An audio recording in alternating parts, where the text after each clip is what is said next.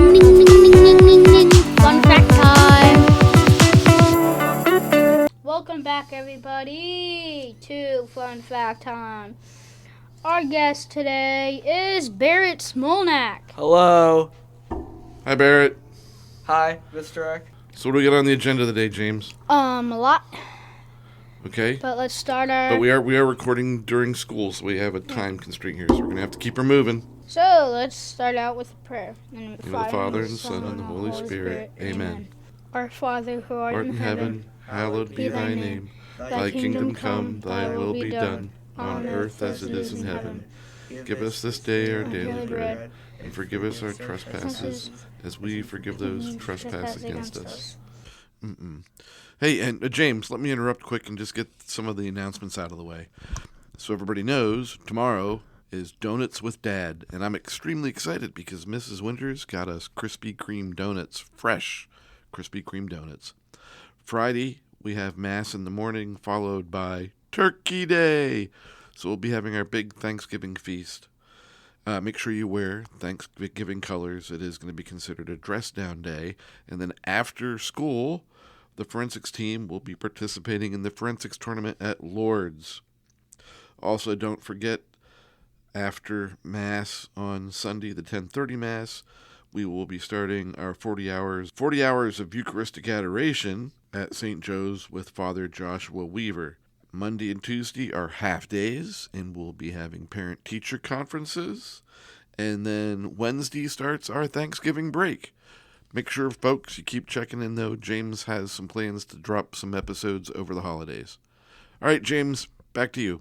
So, what are some things you want to talk about today, Barrett? Well, let's see. Maybe we should... I kind of want to start with tornado history because that's probably the coolest. Yeah, what you don't get to see sometimes, or hear anyway, is the prep before we go into the podcast. And we've been sitting here, James and I, trying to come up with a fun fact about tornadoes. And every time we even start to mention something, Barrett just rattles off the facts in great detail about each of the topics. Like So, if we were to say, what's the high temperature record for Pennsylvania, Barrett would say -42 for Smethport in McKean County, and 111 for Phoenixville and Chester County. yes, that was the cold and the high.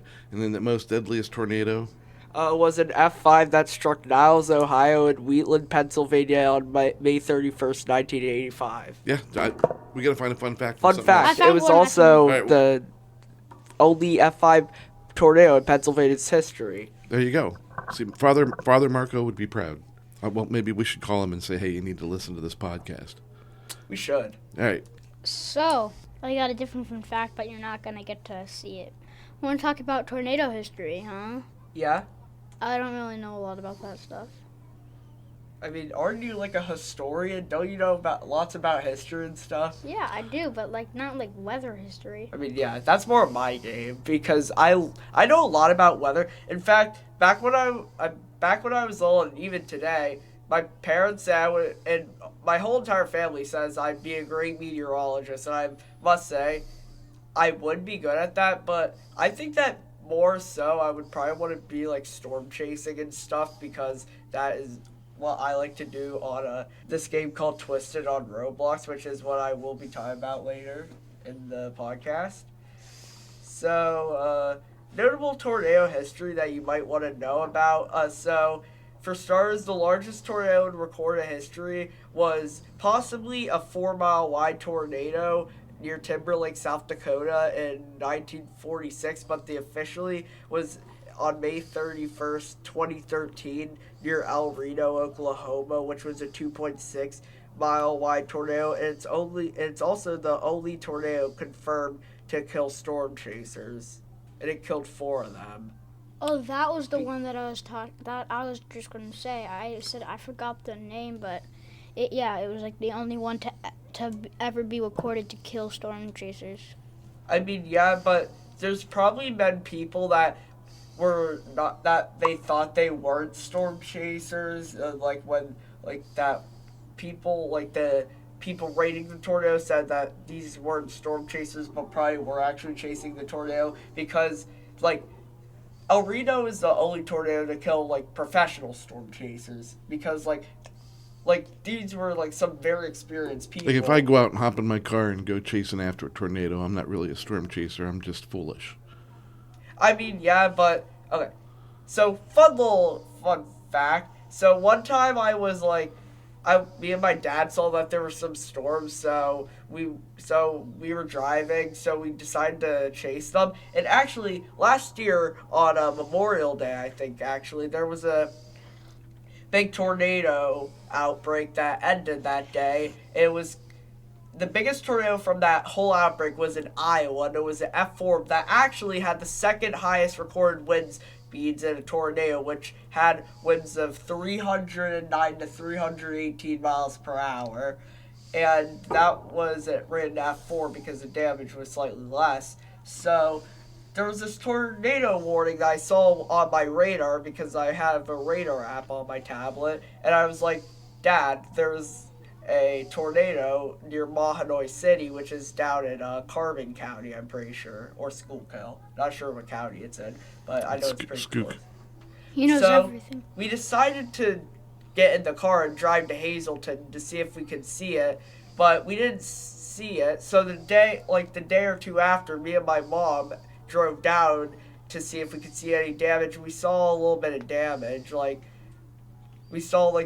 The main damage that we saw was a Dollar General sign that was twisted and all, but that tornado was rated in EF1. And the year before that, my town, Nescapeg Township, there was an EF1 tornado that hit there, but that tornado I saw way more damage from because there's an orchard called Redler Orchards, not far from my house, that like 400 apple trees got toppled by the tornado. There was also a house that had a tree fall down onto it. Oh, wow. Now, let me see if I'm getting this right, because I'm not like a tornado person here. It's not the wind speed that rates the tornado. It is. They estimate it because from the damage. The damage, right. Like you said that one was, what kind of speeds was the fastest? 300 and...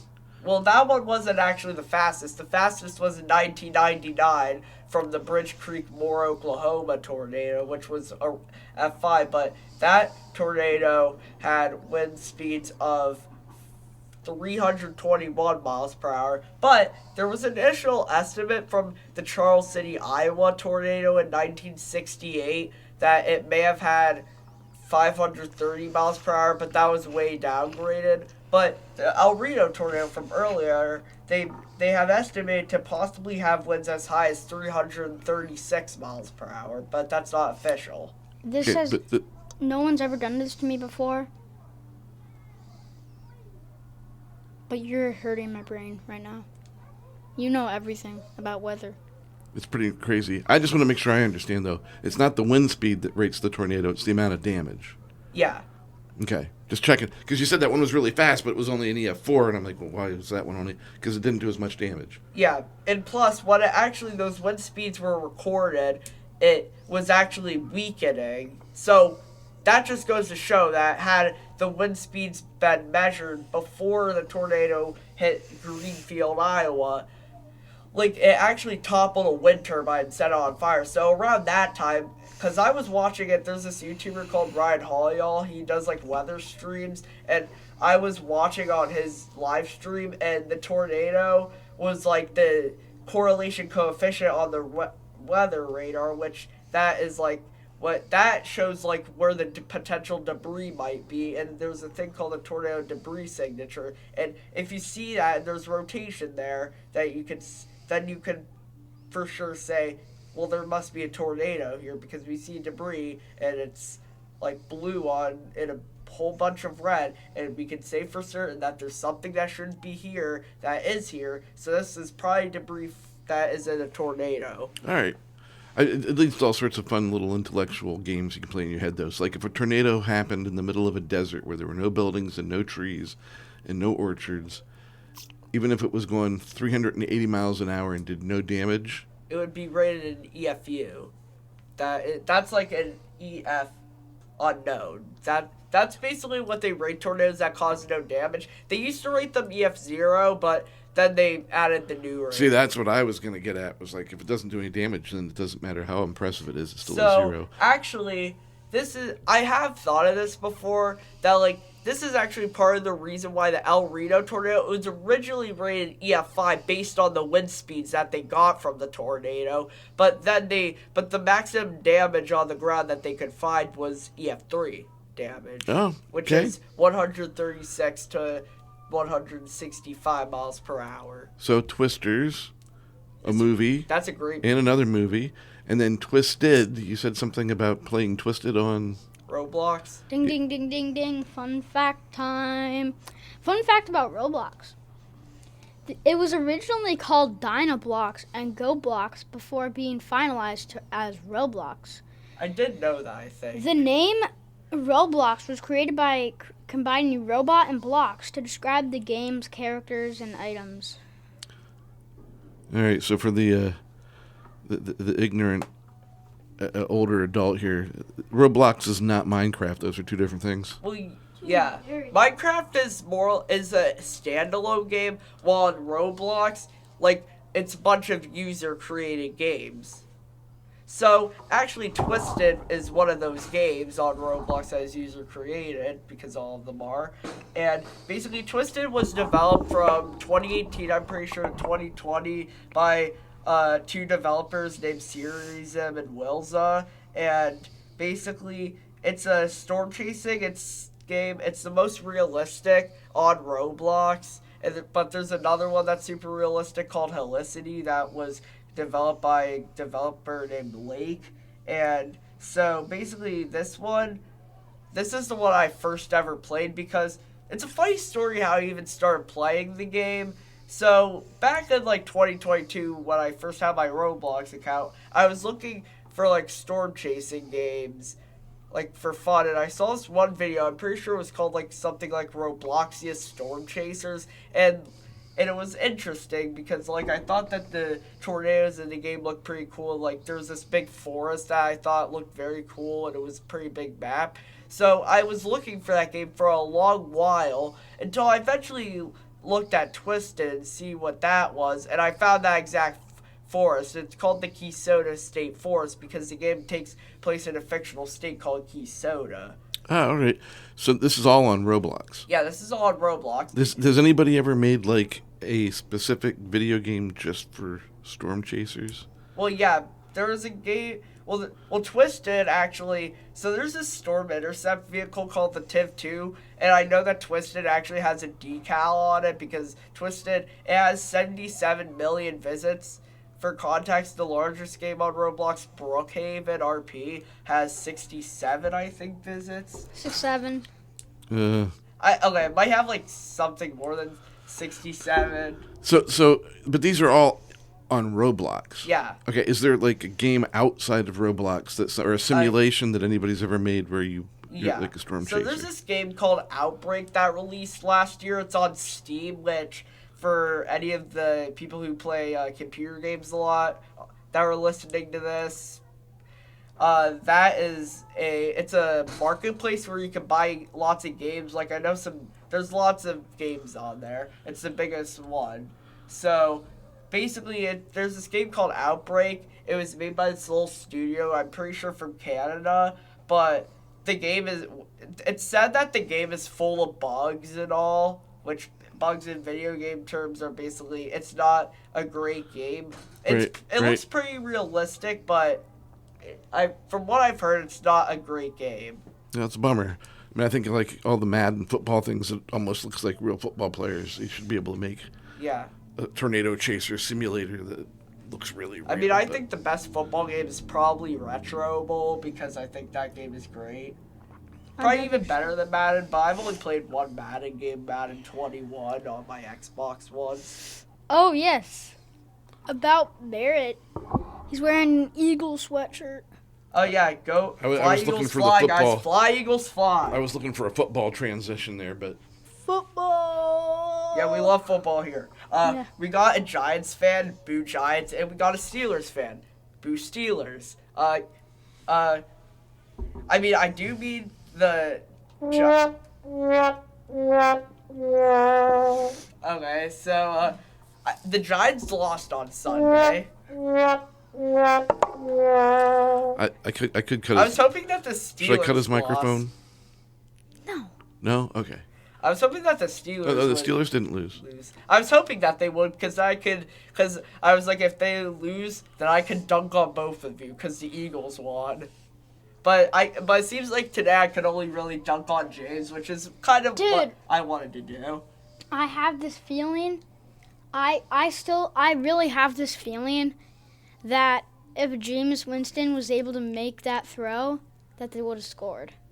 Well, that's been the Giants all season. We get right up into the last 2 or 3 minutes of the game, and they kind of remind me of like the Steelers a couple of years ago, who could snag defeat out of the jaws of victory.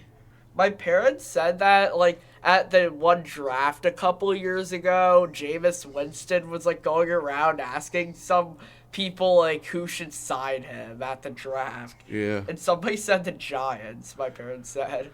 Well, I don't know. I think Wait, the your Giants... parents were at the draft? No. I mean, I do want to go to the draft in Pittsburgh in 2026. Oh, it's going to be in Pittsburgh? Yeah, it's in Pittsburgh. And also, fun fact about the draft. So, my dad works at a stage building company. He doesn't actually build the stages. He's more of a logistics guy, but he used to go do it. But in 2017, they actually built the stage for the draft in Philadelphia. So, I'm currently reading. Okay, so I don't really read as much because mostly I'm on my computer. So, doing homework? No, watching YouTube shorts and playing video. Watching YouTube shorts. Yeah. I mean, yes, I do know that you're supposed to do YouTube shorts on your phone and go like doom scrolling, but I doom scroll on my computer. Okay. It's fun though. One last thing.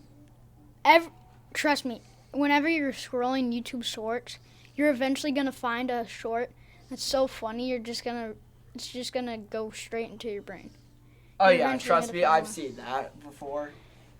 So, there's this really cool Bible verse. It's please don't say, James, I know that what you're gonna do when I say this. So it's Galatians 6:7 through 8. 6:7. Dang it. So it's basically saying God should not be mocked, and that like if you mock God, then you're gonna get major consequences for it. Mm-hmm. So I've seen a lot like on YouTube about things that have happened, and there's this one YouTuber that I watch a lot called Realism. He's this one Christian YouTuber, and he makes a lot of videos about like showing like how like evil and stuff, and like I know lots of his videos I've seen about that have been showing like how like I mean one that I've seen recently is how Netflix had made a lot of bad movies that are like mocking God and Jesus and stuff, and then how they lost a bunch of stock afterwards. Really? They did? I don't know. Again, it shows that God should not be mocked, guys. Don't mock God. I don't think that would be a good idea. Sounds like a bad plan. All right. Well, very cool. We do need to kind of get some stuff wrapped up here. I did want to let James know that we've busted into 4-digit listeners now. Yeah. We broke through the 1,000. Yo. Yep. Yay. We'll talk about that more. I want to make a list of all the different states. Now we can get into the different states that we've had people listen from. And countries, too. Well, yeah, but sometimes that's Russia. Probably not a real person. Maybe. Yeah, well, I don't know. We'll take the if it is a real person, that's pretty cool. Yeah. But they're probably all bots, because lots of the bots I've seen are Russian. Yeah, so anyhow, pretty exciting. Now we're into the 4-digit range. Yeah, that's like getting 10,000 subscribers on YouTube. Well, we're not even close to that, but... well, only 10,000, only 9,000 someday. We're a niche market, man. I mean, this is a pretty cool podcast. I have been listening to it a little bit more recently, and I expect the view. I hope that this will be the most viewed episode by far, because it's my I'm gonna episode. count on. Let's beat Andrew's episode. Barrett, I'm gonna count on you to get out there and let what is family and friends know that they need to listen to your episode. That would be awesome. What is the most viewed episode? That's actually the most listened episode. The very first episode we did. Really? People go back and listen to that one. Yeah. Well, my guess is they listen to an episode and, okay, this is pretty cool. I'm going to go back and start listening to all of them. But they might listen to the first and second one and then move on. Because, again, if you get into it, it's a fun episode to listen to all of the episodes. But I mean, it's definitely a niche thing. We're not sports talk. We don't rant and rave or bash people too much. I mean, too much. The Andrew Demick sports broadcast was pretty funny at the end there when you broke the fourth wall. Because I did listen to that recently. Yeah, it was a good episode. It was long. We got to keep this one. We're gonna run out of time here. Okay, so let's get our wrap up. Wait, how many listens did Andrew's podcast? I don't know. We'll get into that next time. I think we'll do a dive into the data. All right, but we got to go. The bell's gonna ring. Any last thoughts, Barrett? Thank you to the listeners for listening to this episode. Thank you for having me on. Oh, yes. All right. Listen to this episode, please. Yeah, all right. We'll see you. We'll talk to y'all.